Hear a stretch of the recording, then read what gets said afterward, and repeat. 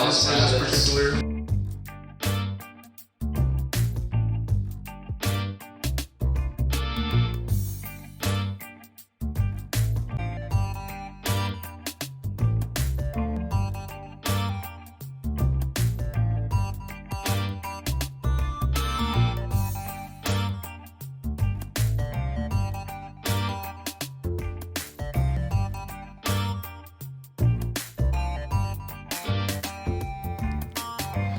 Hello and welcome to the Industry Podcast, Episode 4. My name is Corey Lehman. I'm joined by my co-host, Blake Kraft. And this podcast is about the interviews, insights, and inside stories from the industry. How are you doing today, Blake? I'm doing fantastic. Thank you. Awesome. Who are we interviewing today for the industry? We are going to be interviewing David Hernandez. Excellent. I understand David Hernandez is an actor from California. I believe he's talking to us from Los Angeles, California. So we'll get him connected here. Okay, so what I learned this week was that if you put enough effectiveness into your still shots, like in the behind the scenes stuff, you can make the scenes look also realistic, like they're happening for real instead of just for a movie. That's awesome. That's interesting that you can kind of decipher what's real and what's a movie. So what about the screenshots from, you're talking about Jim Gavea's movie? Yeah, I'm talking about the film Routine. Directed by Jim Gavea. So he posted some behind the scenes screenshots, and so what stood out to them to make them look like real life, like it was actually just like a real story. Like there was this one where the main female actress was like talking to the phone like this, and was going like in this like in the still shot, she was actually going like this and going like that, like she was panicking. Okay. Like something was actually really happening to her. So you're saying she's a really good actor, yeah? Yes, totally. I believe that's Hannah. Yeah. I don't know her last name, but Hannah, the lead actor of Jim Gavea's Routine. Really, really fun production to work on. I agree. And we go back to film for them. Oh, hey, look at this. And we have David Hernandez in the waiting room. Let's go to him. David C. Hernandez is known for his work on The Whisperer in Darkness, Love, and Man at Arms. Let's see his full bio here. This is a talented guy.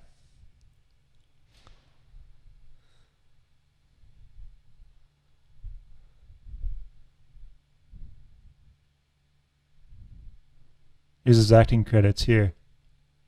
Other things he's known for is the short film Sworn, TV series DBBZ, Security Squad, Better Criminal, Dystopia, The Midnight Anthology, The Social Contract, Age of Guardians, The Fall of Amura, Real Men Play, Straight Down Low, Carib Road, and a bunch more. I like this one right here. I think this was this is the one we saw in the acting reel, Unsolved History. This is the History Channel stuff, or Discovery Channel. Okay. Awesome. So he's getting a lot of work out there, that's for sure. Yeah. He gets a lot of stunt work. We had a chance to take a look at your acting reel there and took a look at some of the reels. You're a busy guy out there. I saw that you're a stunt guy.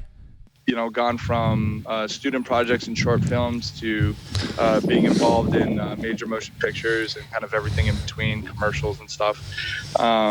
So yeah, I've been really lucky, really blessed to be able to work out here as often as I can and as often as I do. So are you from Los Angeles? Did you grow up there, or did you move out there and start getting work that way? So I'm actually originally from Northern California. I'm from the Bay Area. I'm from San Jose. So okay. I'm still Cali born and bred, but yeah. But I made my way down to Southern California originally in '99. I actually attended USC, and I was actually there for a business major. Oddly enough, I had no aspirations for for acting or anything in front of the camera. So I was there. I got put on academic probation while I was there because it wasn't exactly a good fit for me. But I ended up moving back home, and then came down permanently in 2002. And I attended the American Academy of Dramatic Arts over in Hollywood and went through their 2-year conservatory program.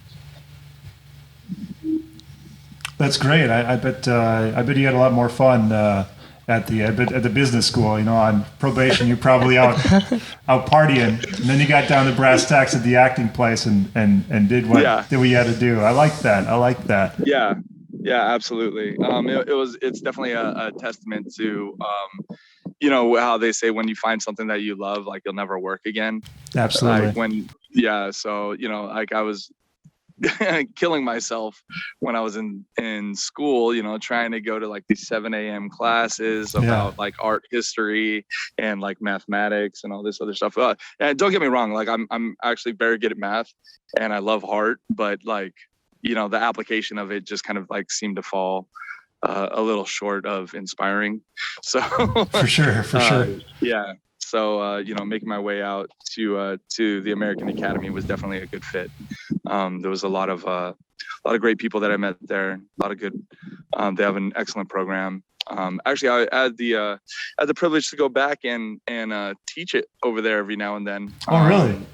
Yeah. So I was brought there from time to time to also be a substitute teacher for their stage combat courses, and then I got brought in also to do stage combat and stunt supervision for like their final plays and also things that they do for a third-year company that they have there for their theater program.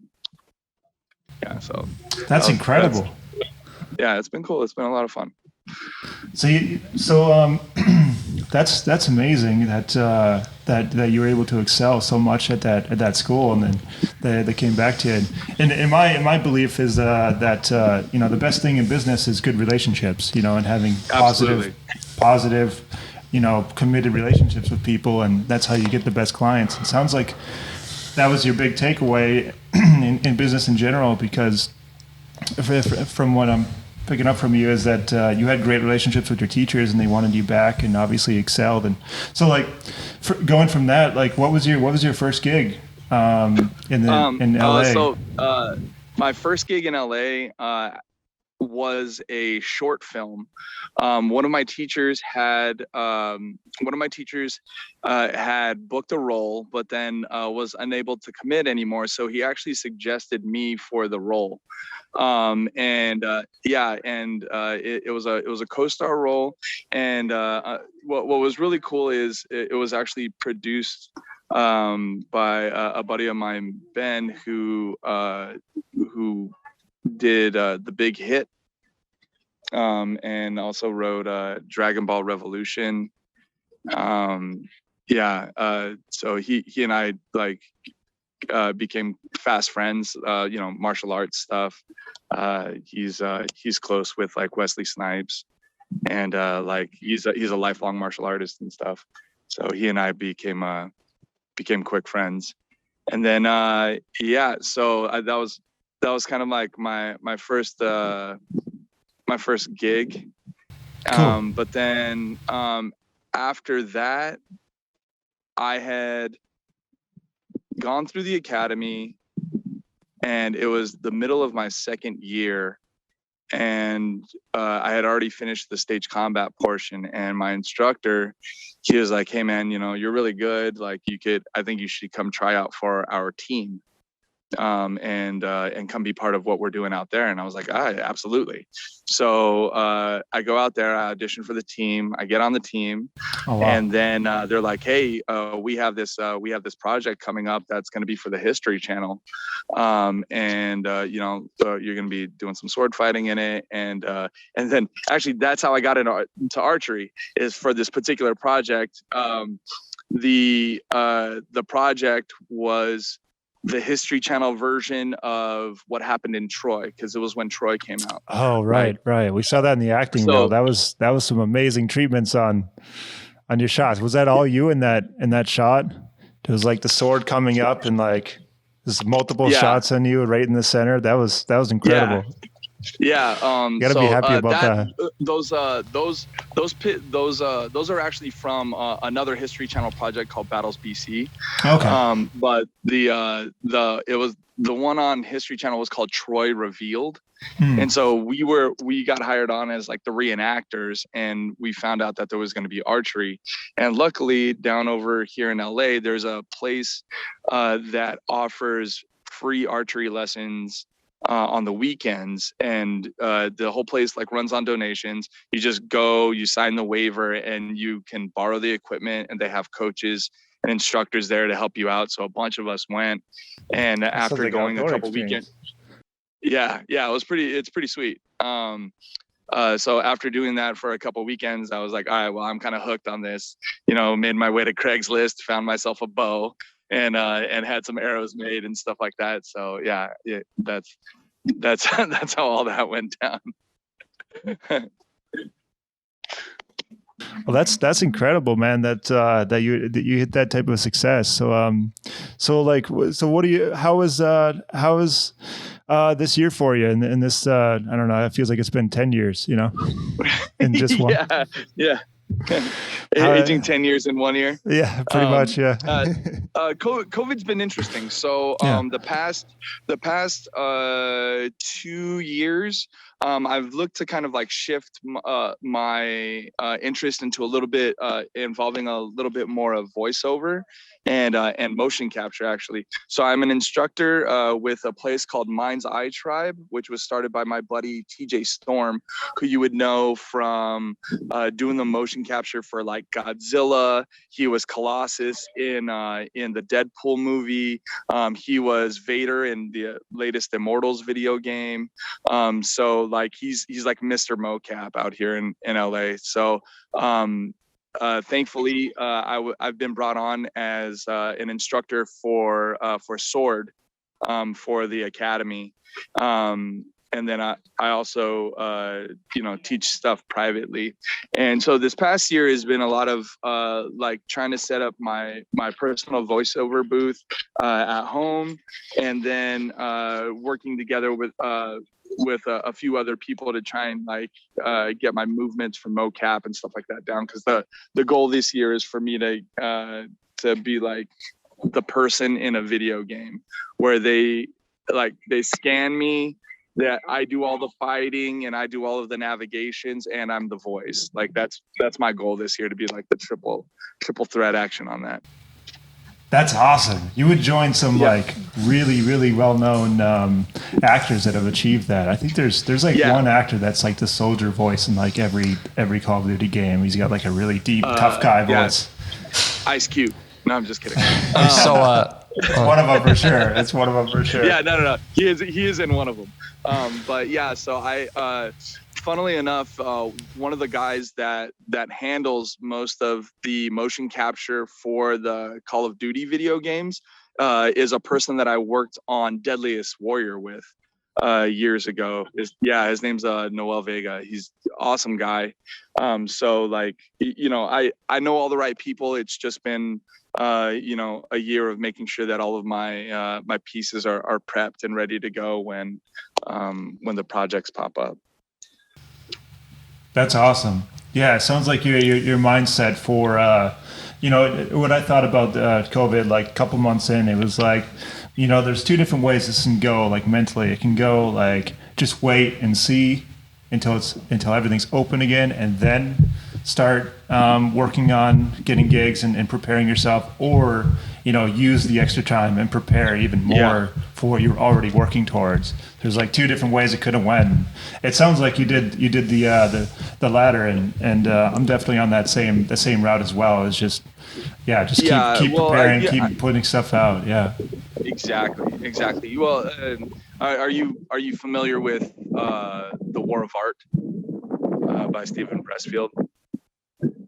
It's a fantastic book. I suggest it's the book I've given away to the most people as a gift, and it's called the War of Art. And there's something that kind of inspired me in that book. Two of them, one of them's a quote, and it says that the muse, if she exists, doesn't whisper to the untalented. And like, for me, what that means for me is I should be doing this because I want to, like because I feel inspired, and I actually can't think of a day that would go by that I don't love telling stories, that I don't want to be, part of that process. And like, I, love the collaboration. Again, going back to talking about networking and being about people, like that's really what I love most about our industry, is like the connections that I make, the moments that happen between cut and action, all the setups, all the goofy bloopers, all the, those moments that only happen and can only be cherished by the people that are present. And then the other portion of it too is he constantly talks about trying to find motivation and trying to find inspiration, but the reality of it is that inspiration and motivation only come after action. So you have to start doing the work, and then the muse, as he says, will whisper into your ear and give you inspiration. So there's a lot of old religious texts and a lot of cultures where they talk about that, where whatever it is that you're hoping to achieve, you still have to put in the work. You still have to meet that inspiration halfway by putting in the work. So I really try to take that to heart during COVID, and see where I can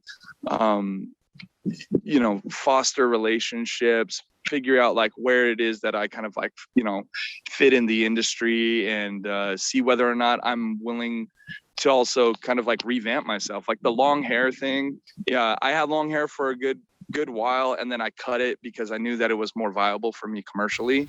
That's the business muse talking. Yeah, exactly. And I was right. I mean, literally the week that I cut my hair, I booked a commercial. So it was like, okay, that's the emotion that I was going. But then now that COVID's happened, I'm a little bit older, I'm a little saltier, and I have a little bit more experience under my belt, that I feel confident enough that I can have longer hair and a beard, and you can appear really wiser now because you already have a little bit of a network, and they know you. Yeah, and then I can start to do the thing, more of the things that I really want to do, rather than just the things I have to, and then that's kind of the goal for all of us, right? Is enjoying the process. Thankfully, along the way, I've found other people that are in the same boat, but during COVID, it was really hard to try and find people that weren't scared to meet up and collaborate. And, even if we were taking all the precautions, try to social distance, keep a mask, sanitize everything, do whatever, it was still difficult to find other people that were like, hey, do you want to do some recordings for a voiceover for a podcast? Do you want to, do some videos showing us doing, some sword techniques? Do you want to do, it was a tough go. But your what is it? Your vibe attracts your tribe, right? So I love that. I love that. Yeah. So, I found some other like-minded people that weren't scared to stay indoors and, meet up with another person that also tested negative, in their tests. And, so yeah, man, a lot of good stuff's come out of it. It's always best to try and find the silver lining or whatever, because everyone can find the crap, right?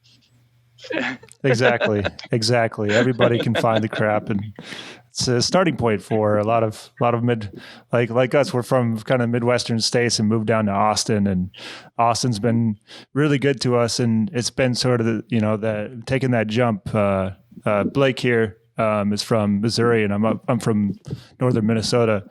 So moving down here to nice. Austin and just making it work. And we got work on different productions and met some amazing directors and people. And hey, Blake, do you have a question?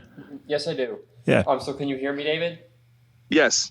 And Hey, so I have a question I have for you is that have you noticed any changes in the acting industry like compared to like 20 years ago? Like has there been more acting out there or less acting or what? Okay. Yeah. So compared to 20 years ago, I mean, it's a very different industry. We've moved from the very analog. I mean, like I was actually interning at my agency, the very first agency that I was with, and they were still using headshots, resumes, and mail carriers to take all of the submissions down to the casting directors. So, I mean, like I was looking at some people's headshots, they were still black and white. So that process is very different. I don't know if you guys are familiar with Casting Frontier. It's utilized. I don't know how prevalent it is over in Austin, but over here it turned into like the main commercial website utilized by casting directors, and it was a game changer because they actually utilized a barcode to have all of your bio. So beforehand, you had to fill out like the sheet, height, weight, all of your measurements, your size card, basically, right? And so Casting Frontier was like, well, why don't we, since we're in a computer age, why don't we just give everybody a barcode, and then when you walk in, they just scan it. So I mean, like they're in the, I don't know, like millions or something like that. Like I have a 3-digit barcode. Like that's not to date myself, but you have the original. I remember, like, you're an original. Yeah, I remember when those came out. So now the process then in acting is it's gone more and more digital and more being self. It's so funny, like we can't even keep up with the terminology. Like we call them self tapes, and it's not like there's no tape involved. Right. Makes sense. Right. We still say in the can when. Yeah, exactly. But the transition of moving from live auditions to self tapes has been really interesting. I think it takes away for a lot of people. Just for me personally, I always just try and win over the room. Like I know my acting's going to be solid.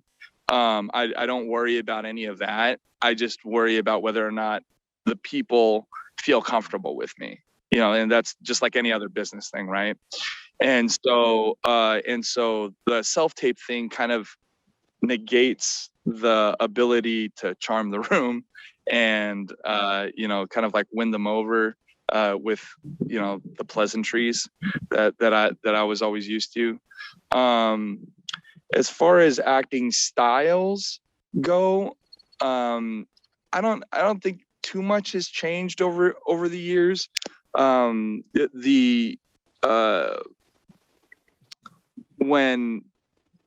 what is it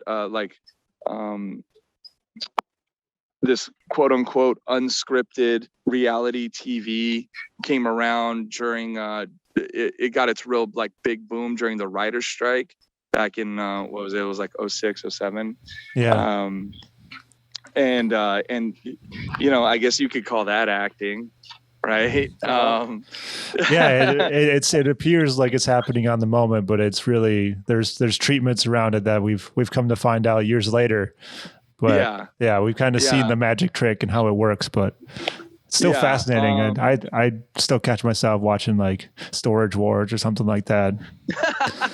But that's like in the waiting room at the hospital or something like that. You know, I just haven't had cable for years. So if you're a network TV, that's all well and good. But I mean, it's all moved to streaming sites. And yeah. So in that regard, I think now I think that it's an amazing time to be an actor. It's an amazing time to be a performer, because never have there ever been so many outlets for us to be able to show what we can do. I mean, like, you guys are doing it like with a podcast.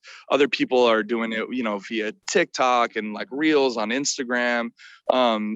There are so many avenues for people to display their talents, and viable ways for them to be able to sustain themselves. Because I mean, let's be honest, as artists, we are constantly having to look for patrons. Like we are nothing without the people that we entertain. So like there's that constant like need for you to engage with your audience, and the ability to be able to do that, and not have another job, or only have one other job, I guess I should say, for a lot of people. It is an amazing time. They have so many streaming platforms now, Disney Plus, Netflix, obviously, Amazon. Now they have the other stuff like was it like Tubi and Peacock and Triller, and I mean, people have whole shows on Twitch.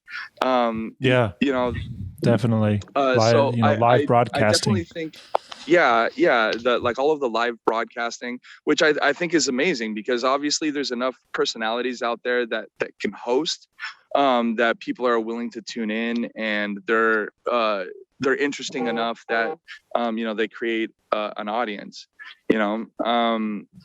So I think that the evolution of everything that's come along has kind of been for the better, because the audience has also become more sophisticated. The audience has become like really in tune as to what the process is now, right? So you have to kind of amaze everybody in order for them to really suspend their disbelief long enough. The movies now, I mean, with Instagram and Twitter, they're showing behind the scenes footage constantly. There's like entire specials that are dedicated to peeling back the veil and revealing exactly how it is that we do what we do. And so the audience isn't going to be satisfied anymore with something that's mediocre, or so I think a lot of these platforms are being forced to really like let the cream of the crop rise, cream of the crop rise to the top, right? They'll jump around there. Yeah, Everybody exactly. catch that now? Exactly. Yeah. I love switching around idioms like that. Yeah. So I think it's a great time for us too, because now we have access to seeing how other people go about their process as well, right? Because so much of what we do as performers is through observation, and being able to now see like, oh, this is how they're doing it on this show, and this is how they're taking care of it on that platform, or this is the direction that comedies are going now, or and all of that is at our fingertips. I think it's great, and I'm very curious as to where it's going to go now that we're because of COVID. People have now built home theater systems, and like the portability like, people are watching movies on their phone. I don't know why you would, but Yeah. people are watching movies on their I've phone. I've tried to do the Netflix thing on my phone, and it's not the same. Yeah. I mean, like that. Literally, the first thing I'm doing, as soon as I can, is going to a movie theater, because like, that experience. Unless you can build a theater in your home, and you can also have 20 strangers around you experiencing the same like that. It's such a group experience, because like, the it very much like seeing live theater. The performers on stage kind of vibe off the audience, and vice versa. Or like if you're seeing stand-up comedy, it's the same kind of thing. I think that there's kind of like a collective experience that happens when you're watching a movie in a large theater, especially if you're watching something as grand as like IMAX or something like that. Yeah, I felt that in comedies, especially when a joke hits and then the whole audience laughs. It's a good feeling. Well, yeah, and I think like there's also something that resonates when it's true, like when there's honesty, like when something's funny and it's undeniable. Like that's something that we all like. All of a sudden, like we have a relation, to this thing that somebody now said, and we're humans, we're social creatures, so I think that's necessary. But what my point was that I'm curious on how the storytelling now is going to be as these new mediums of like watching it on your cell phone, and then now like VR is really starting to take off. So I've actually I've participated in a couple of like VR projects that were on YouTube, which were fun. It was interesting. It was really getting back to like my theater roots, because you have to do all of these like 5-minute scenes, all in one take. Like I think it's great, but it creates new challenges for the filmmakers and for the performers, and the technology just keeps weaving and advancing and doing all of these things that I don't know what to expect, but I'm excited. Yeah, it's super exciting. I think like part of like the shutdown is like it's forced people to get more familiarized with the internet as a whole, instead of just sticking around in social media groups. It's kind of expanded, like where the majority of people have moved on to like different websites, or just found like something they really like, not just talking to friends and family or something like that, but really found something that they really enjoy through like forums or something like that, and kind of put more energy into online stuff. So I think that will come back perceptually to film, where we're already doing. There were a couple of films that came out about social media, where I think there's one, I haven't seen it, but the gimmick of it was the whole film was done in sort of a hybrid of being online only. It's like somebody's like following him or like hacking into his computer, and it's pretty much that's interesting navigation. Sick. Yeah, I got to find the name of that movie. It just popped in my head, but I think some of the stuff like that will be more like familiarized and easier to access for like really large audiences, Yeah. I mean, conceptually, that sounds amazing. Blake, do you have more questions for Mr. Hernandez? Yeah. So David, what exactly got you into what exactly got you into acting? What triggered your interest in acting? It's a good one. Oh, that is a good one. So I was always kind of a ham, growing up, like the typical actor thing. But I never really looked to pursue it professionally until college. So I did some of the the school plays when I was young. I even went to to a summer program back when I was in San Jose. I don't know if the place even exists anymore, but it was called Northside Theater Company. Shout out to them if they still exist. But yeah, I mean, I was like 8 or something like that. And so I went out there, did my thing. I went to high school, did the jock thing. I wrestled, played football. In my senior year, I had, I didn't think I was going to get like a scholarship anywhere or anything like that. So I was like, oh, like I like theater, like let me go try it. I auditioned for the musical. The theater director was like, where have you been these 4 years? Like, why are you only coming to me now? Blah, blah, blah.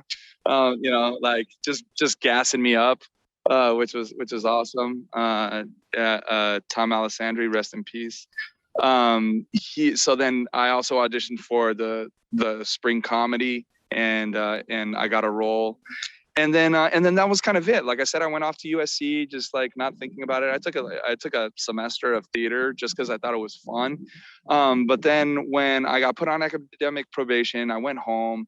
My best friend actually ended up taking a producer / directors program over at this place called New York Film Academy.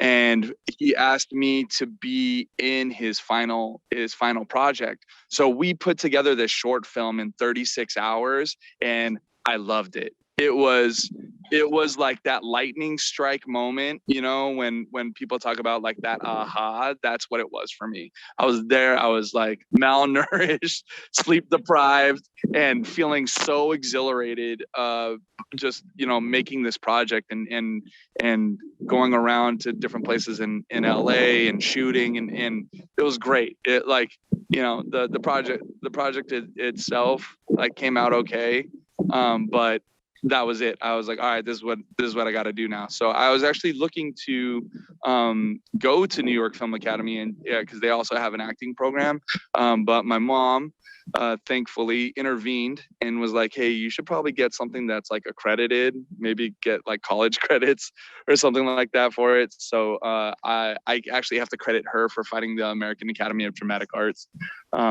because they have an accredited program over there. And then I auditioned, and then the rest is history, as they say. But yeah, it was that moment when I was down in LA, like, because I had moved back home to San Jose, so I drove 350 miles to come down and do this project with him and for him, over the course of 2 days. And yeah, 36 hours is really intense. I mean, you've heard of the 48-hour film festival that kind of budding filmmakers do, and you guys knocked it out, and you would have won that 48-hour film fest if, with time to spare. Yeah.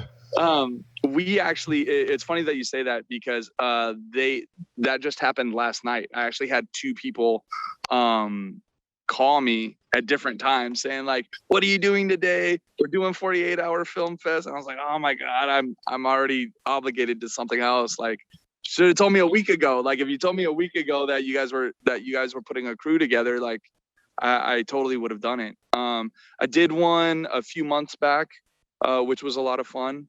The 48-hour film fest is fantastic. Like, it's really a great way for people to collaborate and just like flex their artistic muscles. And exactly.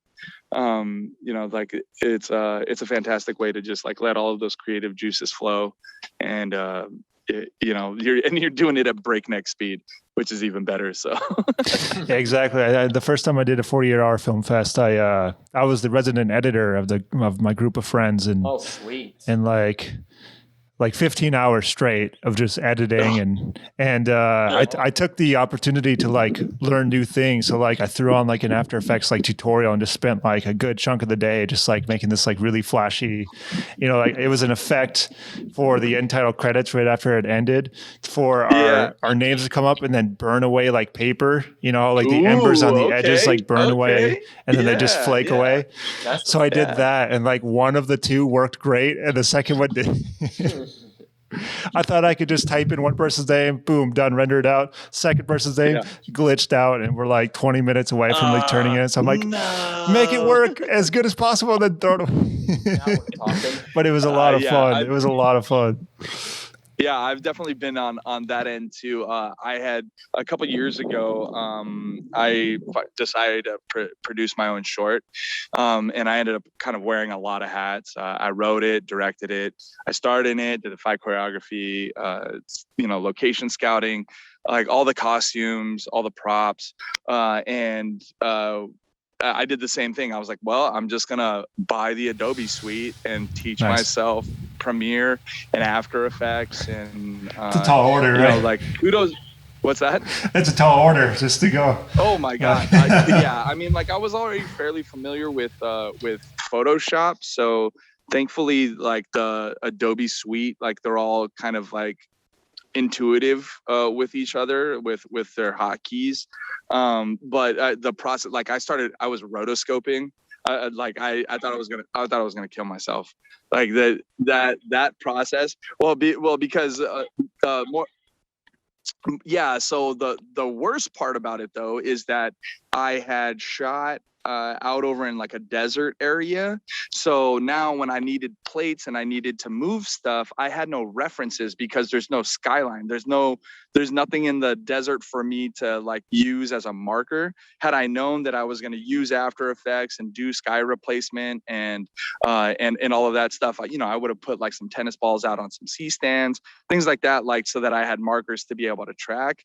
But I didn't know I was going to be doing all of that until I got into the editing. So now I'm going frame by frame, rotoscoping and doing sky and horizon replacement. And it was, and as you know, like when you do rotoscoping, like for each set, you're doing three the passes, pen tool. Right. You got to go on the pen tool and just go one point at a time. And if you click at the wrong point, like when you're trying to click those little dots, if you click the wrong one, it'll do the whole frame, a big V. And then you're like, no. Yeah. And then it's 20, what is it? 29.98 frames per second or 20, what is it now? 23.98, right? Yeah, that's that's cinema format. 23.98 is cinema format, and then 30 is 29.94 is TV format. TV, right? Yeah. So I'm shooting so I'm doing 23.98. Yeah. And then it's a 12-second shot. And I'm having to do frame by frame for 12 seconds. So yeah, that definitely tested my patience and my my everything, actually, like not just you got it done though, right? So unfortunately that movie is in the ether because I had left my backpack in my car and it got stolen just after I had I just backed it up onto my external hard drive, just so I always have a backup, right? Back it up. Well, the backup was also in my backpack. So so when my backpack got stolen, all the copies of that film, just and all the work that I had put into it, which is probably about like because I was doing it at my own pace while I was doing another job, so it probably had like 2 months worth of me doing editing. Like I had my final edit down, and then like 2 months of me using After Effects trying to do all of that plate replacement, and the rest of the movie all gone. Yeah, so let that be a lesson to everybody that's listening. Have a backup for your backup, and don't keep them in the same place. Yeah, don't keep them in the same place. Make sure that you, I was talking with someone. They said they keep one on them. They have one in their car, and they have another one in their house, so that if anything happens to any of those things, there's a backup somewhere else. Yeah, and just there's like I don't know about you, but like for creators like us at this kind of the middle of the level is storage is a constant management game. I have an 8 terabit hard drive and then 4 terabit, and I'm constantly backing stuff up. And then like having to clear stuff off too, because I'm shooting a lot and I'm recording a lot of long form media. So finally we get these massive hard drives, but then the media shifts to hour long formats of videos and stuff like that. And it's like, right. I just got 4 terabits, like, but each, podcast, I think they're actually pretty small, but like a little over 2 gigs per, and that adds up quick, and it's just like, it's just never ends, Yeah, well, I mean, that's the battle, right? Yeah. It's between storage, processing speed, and just information, and the way to capture it, right? Like, I mean, now they shoot stuff in 8K. Like, get out of here! Like, what? 8K? Like, I had the privilege to work with Freddie Wong on a couple of projects. I don't know if you know who Freddie Wong is. He's the face of like Rocket Jump. Right, yeah. It was a bunch he's of a guys genius. He taught all of YouTube how to do cool shit. Yeah, exactly. Like him and all of his friends like were like these YouTube pioneers and creating these short, these action short films. And watching him work at breakneck speed because he already knows what's going to be happening in the edit later because he's the guy. So he's able to like say, all right, we need these 2 shots, shoot it in 4K and then that will give me room to punch in later and still keep it at high res, blah, blah, blah, like all this other stuff. And I'm like, oh, wow, like that's something that I wouldn't know if I didn't understand the technical aspect of it and like all of the back end. So it's like it's a lesson for actors or directors or whoever it is to just really like, be students and understand your equipment so that you're working smarter and not harder. Right. Because like, when he does that, it means one less camera setup, and that we all know how much time one less camera setup saves. Yeah, absolutely. You don't want to be the Room and shooting digital and film. Did you see the James Franco like remaking of that movie with Tommy Wiseau? The Room. Yeah, and he shot on emulsion and digital. I didn't and every scene. Hi, Mark. Oh, hi, Mark. Like I was saying, like if you can save yourself a camera setup, like it changes your day,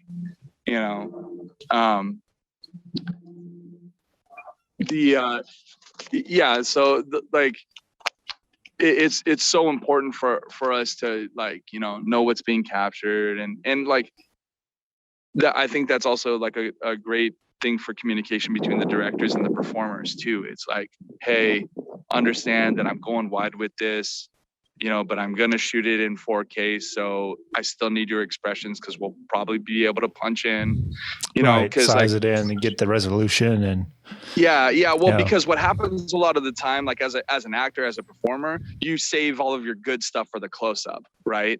So if you know that, hey, even though we're at a medium shot, we need all of it still. Like we still need, the full tears, the full like whatever. It allows the performer to prepare because now you're probably not going to do it in just 4 takes. You might have to do it in 10, because we're doing it in the medium and the close up. The resolution jump, like to switch from SD to HD just in commercial film, like like news and stuff like that, and the pretty anchor, the pretty local really anchor is just makeup. Just you can see the layers. Yeah, looks like the Rocky Mountains or something, or Grand Canyon. Yeah. I always found that kind of like a little off-putting, like as you're walking into a place where they have a lot of large video displays, like Costco or Best Buy or something like that, and they have something running. I remember when HDU came out and they had as an example, like the Lord of the Rings playing on these large, like 70-inch, TVs. And but I love Lord of the Rings, by the way. And like you're walking in and you see like, Legolas and all this stuff, and you're like, oh my God, I can actually see the outline of his contacts. I can see the lace wig. I can see all that. I was like, this looks terrible. I don't want to see it. Got that California perception of just seeing right through what they're doing. That's awesome. Yeah. It was, well, I think what happens, what is that, Jurassic Park, right? We instead of asking if we could, we should ask if we should.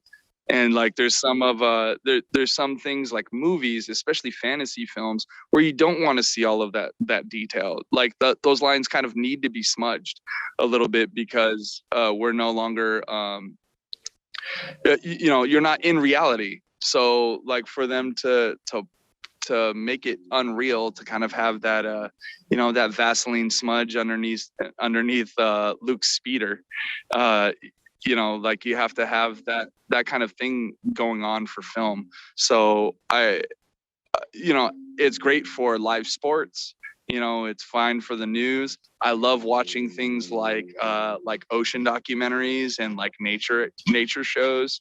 Like for all of that stuff, like the high contrast and blackest black televisions and OLED and stuff, like. Yeah, my phone has OLED. OLED right now.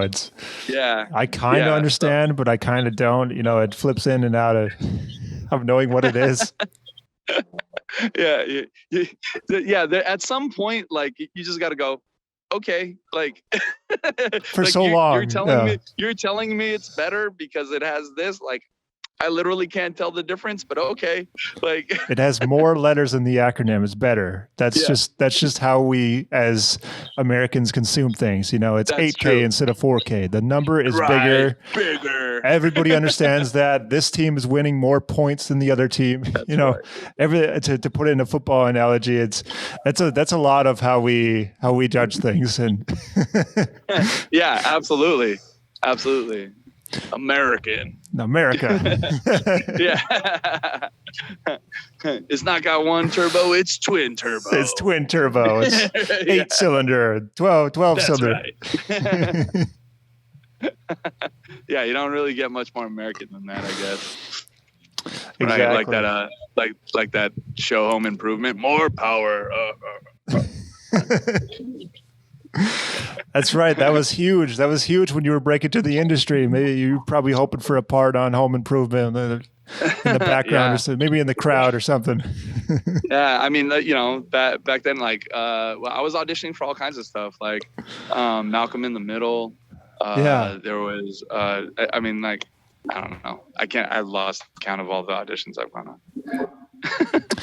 And so that's a good way to segue into the back in the acting and stuff like that. So like how have you become more comfortable in terms of like auditioning online and auditioning in person? You said you want to win the room, but when you can't, like what's your go-to like method? Do you just straight up go into acting and do it that way? Yeah, the way that you can kind of like win over the area now is really in your slate. So like that kind of like gives an opportunity to show your personality and your attitude and your smile, right? Like all of those things that are kind of endearing and kind of bring people in. And if the role is fairly opposite of what you act like normally, it kind of shows your acting chops and being able to show the juxtaposition of your real personality and the character. That's kind of that's really all that is, now at this point. I'd be a fool to try and fight it, because it's the way that the industry is going. So it's like, adapt or die, right? And totally. Yeah, I agree with that. It's more just adapt to the new technology and find something you like in the new technology and go from there. Yeah, and my son's also in the industry. And so like I get to see, you know, some of the stuff that he does too. Like it's really interesting, especially for like commercial auditions. They kind of like keep you in a virtual lobby. So you go in much like you do for the Zoom, but then you're in there with like 4 or 5 other people, and then they're talking to you like you're all in the lobby together. And then the setup for you all doing this stuff as a commercial, like you don't really interact so much off of the other people now. You kind of have to go off of the video that you see Sure. of them in the, you know, it's different. So you almost have to all you can be, really do is just like embrace it. yeah, you almost have to be more reactive to less stimulations, like acting around It's like being on a full green screen. person. Yeah, I suppose. Yeah. And you've probably, you said you had some experience in doing stunts and things on like things like the History Channel. So was out in like green screen studios and like kitted out like, you know, special effects, you know, rooms?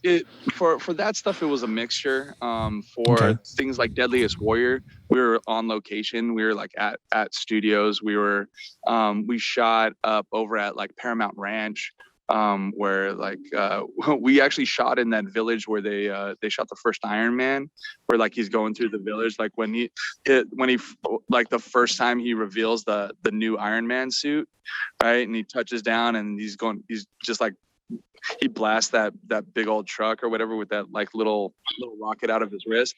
Yeah. So we got to shoot some stuff there. We shot over at Vasquez Rocks. Yeah, all over the place, but also like massive, like, you know, 100 by 100 foot green screens. You know, we've done a lot of different ways of doing all of those projects. Like sometimes it was like, you know, these one-on-one fights, like the one that you had talked about of me being in the center of the all like of that, center like, frame, and it was fighting. like a whole army behind it. It looked like a 300 scene, you know? Yeah, so that was Bible Battles, or excuse me, no, that was Battles BC. Battles BC. And so Bible how Battles. they were able to could be called Bible Battles too. Well, Bible Battles is actually another project that I worked on. Oh, gotcha. So that's how I got okay, yeah, that's how I got mixed up.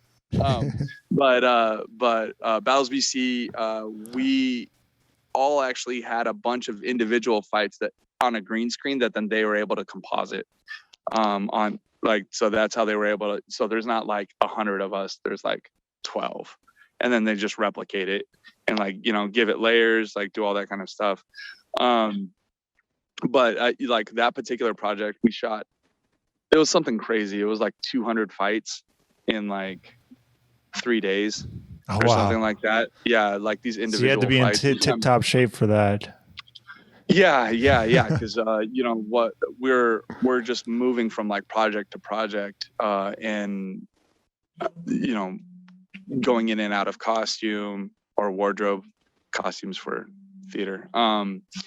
So you go, you just go in and out of the makeup trailer, and you know, swap your sword for a shield and a spear for a, you know, or whatever, and it was like a batting lineup. Yeah, it was just like this rotating machine that we had going. It was just, all right, who's next and who's on deck and who's in the hole, and you know, make sure that you guys are practicing your fight over there in the parking lot while these two people, and we had like 2 stages going at the same time. Yeah, it was a amazing experience, but very chaotic, like very chaotic. Chaos. Yeah. You're glad you're just a hired gun to show up and just do what they tell you, and versus like the showrunner of the whole thing and managing all that. Some of those days, I definitely was grateful that it wasn't like all on my shoulders, right. Especially like I was in my like early 20s for that, so like I definitely wouldn't have been prepared to be like, all right, you're handling all of this, like this is your show now, you know. This is your circus. Right. Well, that brings me to another question, and just talking about like a team effort and things like that. So how would you What would you say about having a team to get gigs and do auditions and even be on set and act and things like that? Do you have a solid team around you? Yeah, thankfully. I'm a part of a company called Lunar Door. We actually just launched this past year.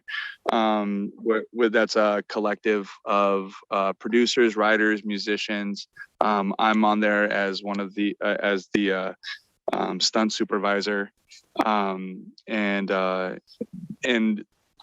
we have a pretty good network of people that we've all collaborated with over the years.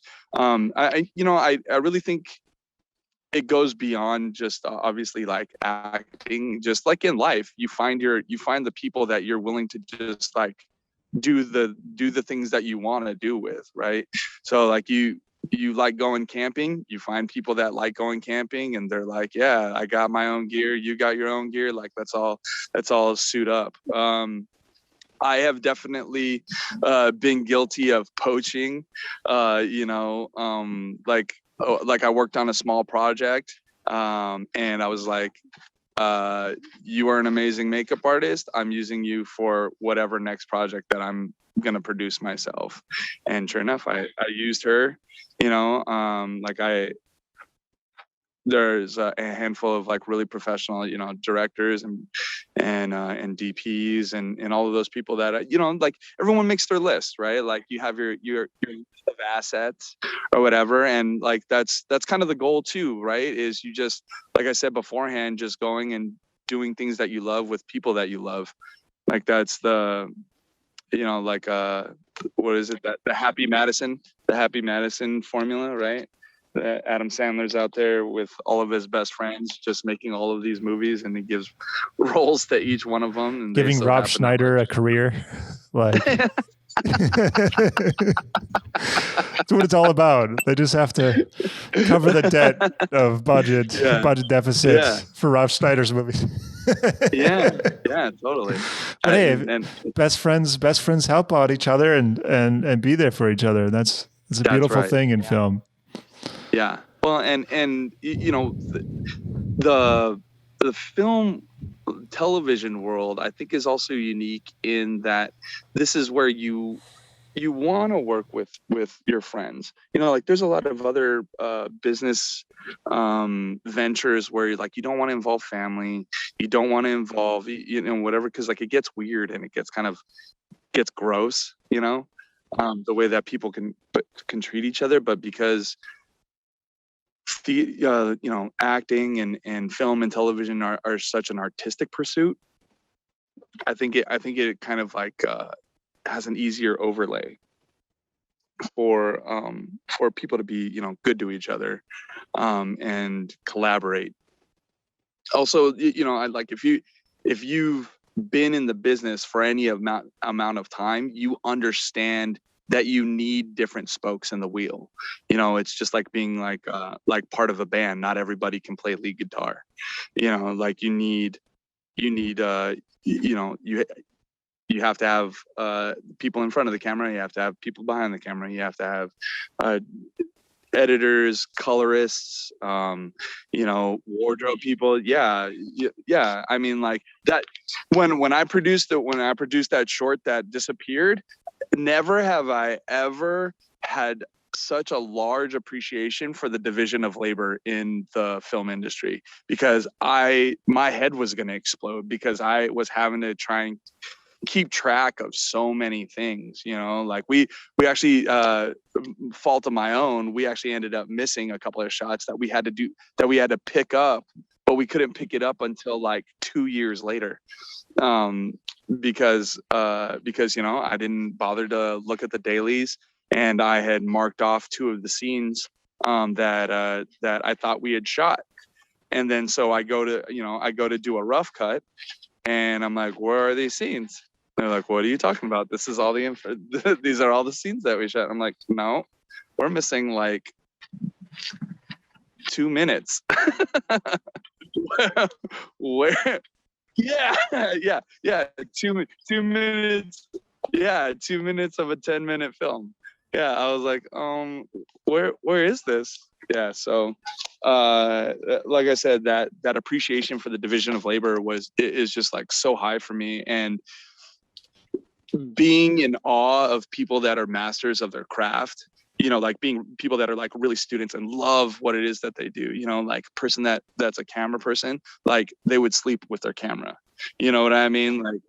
Person that's a director, like they have their list of like their top 10 other directors that they love, like whatever it is, yeah, and that they appreciate, and that they've kind of gleaned their own style using all of this stuff. But then the colorist that's like, yeah, I've used Da Vinci, I've used After Effects, I've used this, I've used that, or whatever, and then they find like what works best for them, and they're always learning. Like that's always that's always a real testament to like the who the masters are, right? Is that they constantly stay students, especially in this industry, because it's always changing, like with the advent of digital technology. Like now, who knows what the next thing is. So like it's constantly evolving. Yeah, definitely. It does seem like short form and long form media, everything's kind of pushed to the extremes. It's either you're scrolling through a million videos in an hour, or you're listening to a full podcast while driving or doing some sort of thing. Right. But I think it's going to bounce back. But for the time being, it's really, I think, I know a few cinephiles, but I know that like going to the theater, appreciating every movie that's still coming out, however it comes out, there's still a community around that are, kind of the more casual watchers aren't there. It's really more the people studying film and being all about it, and they keep going to films. There's like that place that Tarantino owns down here where he shows everything on like 35 millimeter or something like that. Really? Like there's I forgot which one it is, but talking about cinephiles, right? Like he is the cinephile. super wide 70 millimeter. I think he shot The Hateful Eight on 70 millimeter and like toured it around. Yeah, exactly. He's an eccentric character. That's for sure. That's for sure. You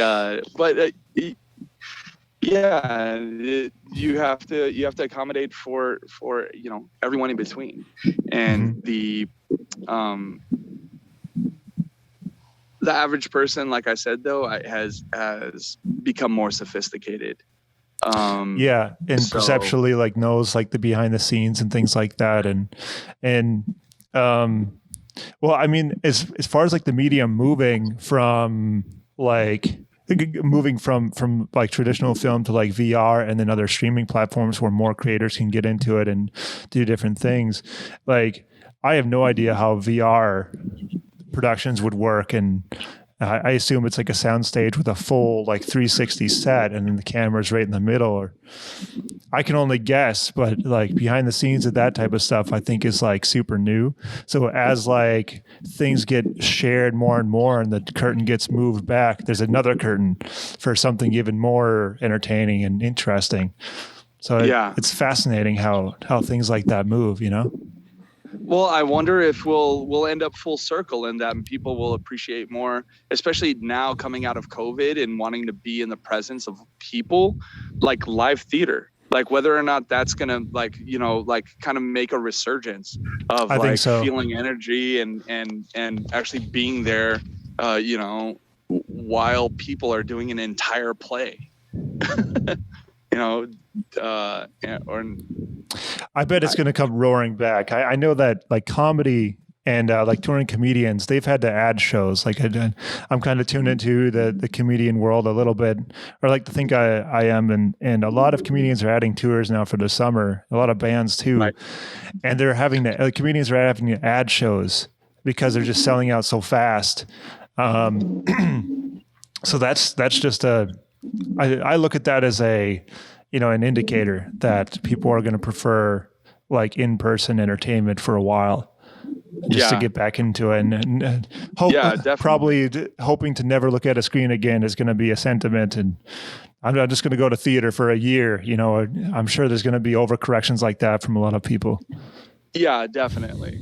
And there's, I mean, there obviously like was a community too, like where there were patrons that were already giving to the theater and they miss it, you know, and I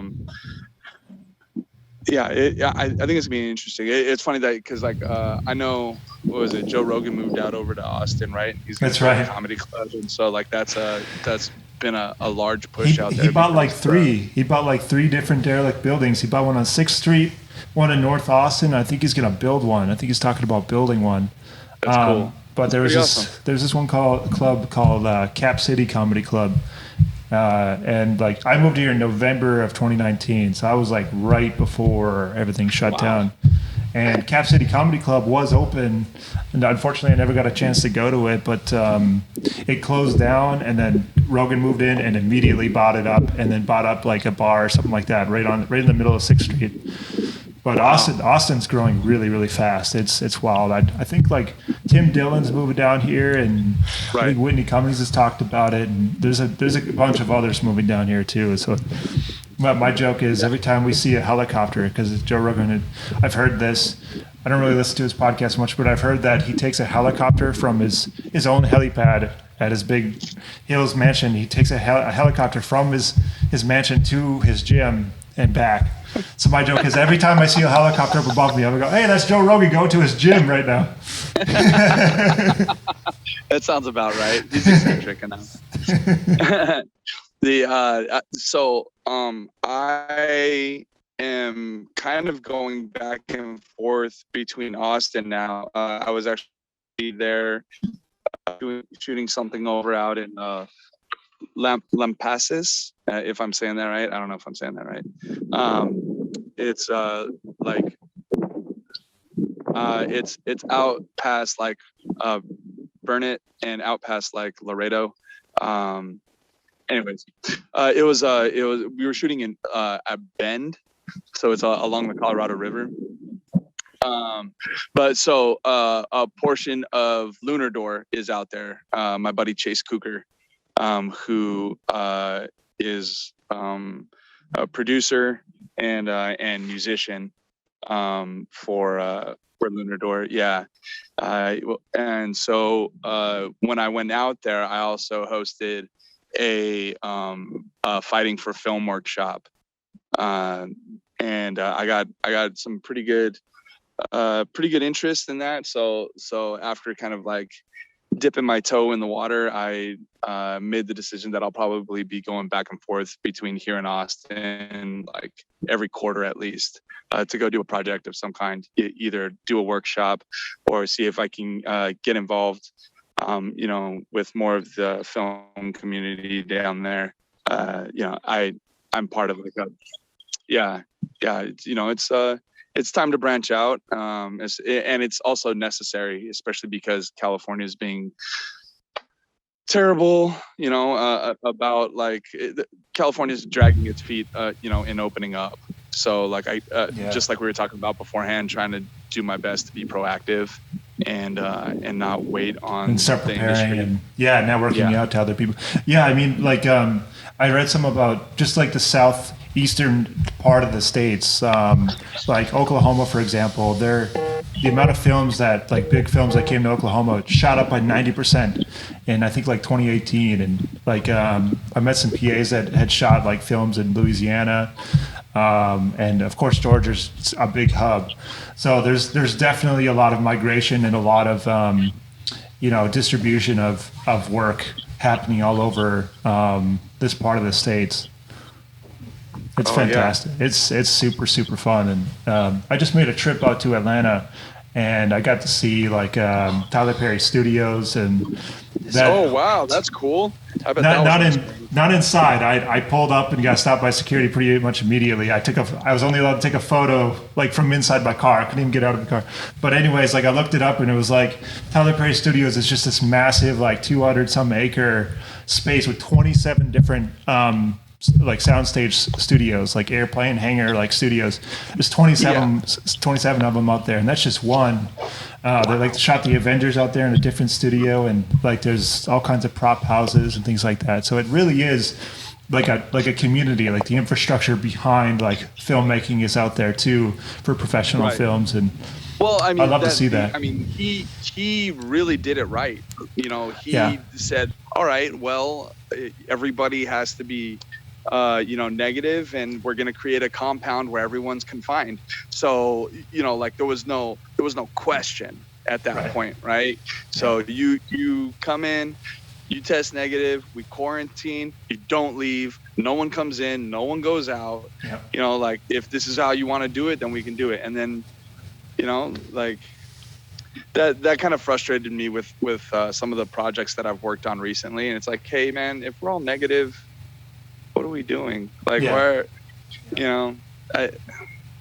So many questions. Yeah, what has your experience been on California on production sets? Because I know there is an extra layer of staff on all productions, all professional production staff.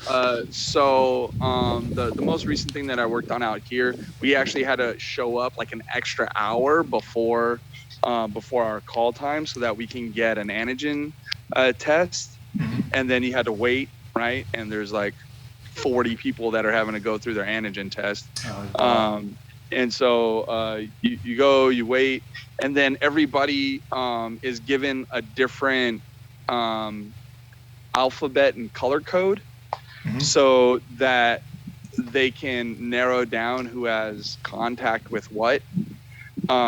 So like the restrooms are all color coded, alphabet coded, and then because there's people that are never allowed to remove their mask unless they're eating, right? And those are and they never go to the hot set. So these are the people that only stay at base camp. And then there's the next tier of people that go to the set, but they don't remove their masks. And then the last tier are the people that are on camera. And so, and then there's like designations for each one of those things. There's like places where they can stand, places where they can go to the bathroom, times that they can eat. When we ate, they had all of these tables out, and there was only 2 chairs on either end of the table, staying 6 feet apart. I mean, it's like I said, it's that extra layer of just, all right, I guess this is what we got to do. Like they're going through and they're sanitizing all of this stuff as we're going on, and like you just see a lot of the waste too that goes through all of that, because like even though people came with their own masks, now they're giving everybody N97 masks for every person on set. New shields, new like all this stuff. I'm a big like environmental advocate, and so like seeing a lot of that like extra plastic and extra rubber and all that kind of stuff being used, like it just kind of broke my heart a little bit.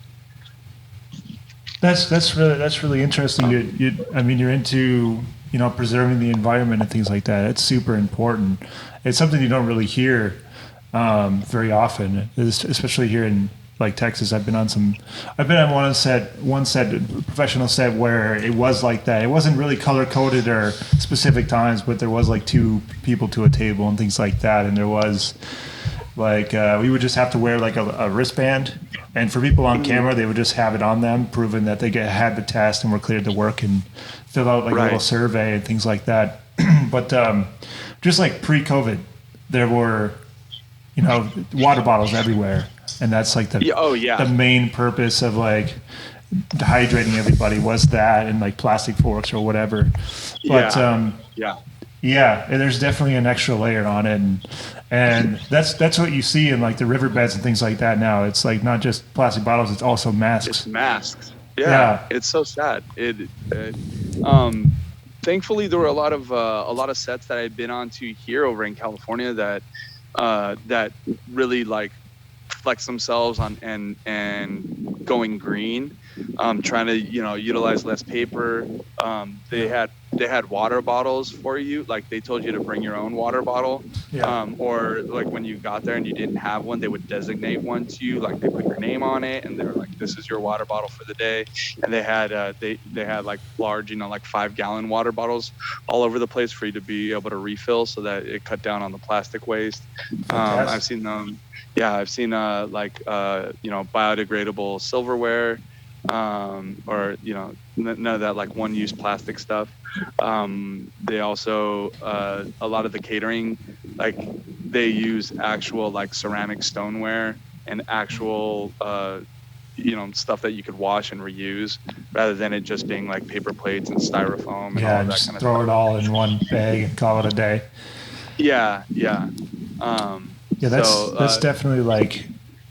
I hope that just sticks around, like the amount of waste that is created, and I hope the conscious like view of that sticks around for people who already know about it, and then like people who realize that it's gotten worse. How important it is. Yeah. Well, like I said, I'm a father. I always go back to like one of those golden rules of leave things better than you found it, and I want to make sure that like my kid has an ocean and has rivers and streams, and like I grew up very like nature oriented. We went camping a lot when I was a kid. I grew up next to a hillside. So like experiencing the outdoors is like been such a integral part of my upbringing and how I experience the world and how I relate to other people. Like when I've been to places in Asia or like Mexico or something like that, and I get to go like on the beach or in the jungles or something, like I get to admire all of that stuff, and like I don't even know how I would feel if those kinds of things ceased to exist. Like that you only saw plants that were edible in botanical gardens. You had to, because everything else is like concreted over and everything's so sterile. Like it'd be a terrible world. I feel that, and it's important to bring that sort of like to be a role model on set and to be conscious of that. I think does a lot for because I guess actors like to talk about their causes at award ceremonies and things like that, but besides that, I think it's just important to be for the environment in any sort of position. Yeah, like just in general, it's like the analogy is always just like do you throw trash on the floor inside your house? Like do you this is our home, like we all live on it. Just because you can't grasp how big and vast it is doesn't mean that you're not damaging it or that you're not affecting it in some way. Like the whole like plastic pollution thing has been something that's been like a needle in my head for a few years now, and I've actually done taken a few steps on my own to try and do my part in eradicating it, by trying to join some environmental groups together.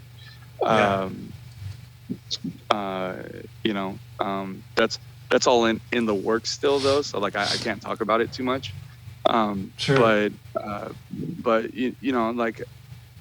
like I said, I just want to feel like I'm doing my part.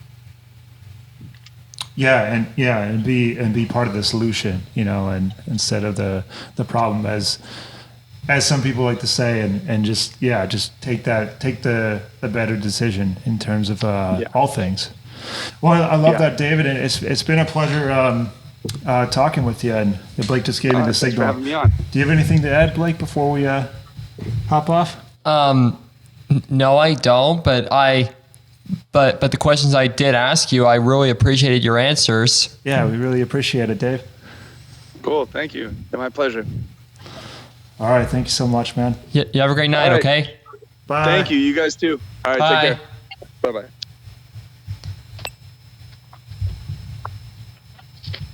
There you go. Wow.